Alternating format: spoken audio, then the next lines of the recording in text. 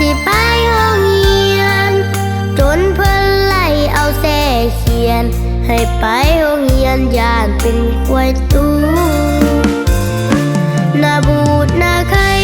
ถือดินใส่และลาตาสังบ่สนใจอีหยังคัดหลังห้องให้งอแงอยากได้หันอยากได้นี่บ่มีกระซอกให้แด่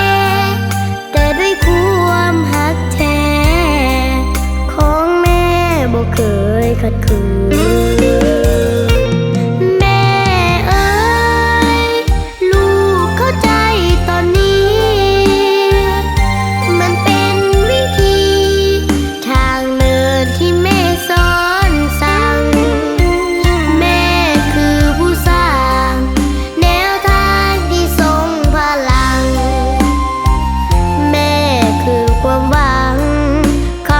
นหนุนโล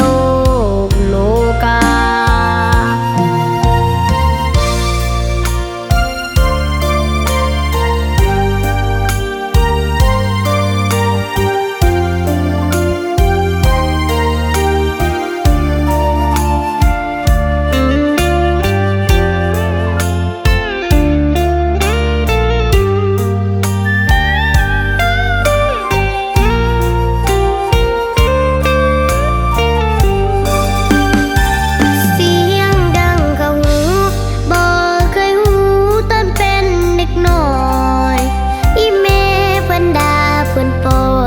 อยากให้คอยหูอ่านหูเขียน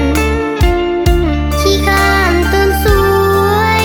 บ่อยากสิไปโรงเรียน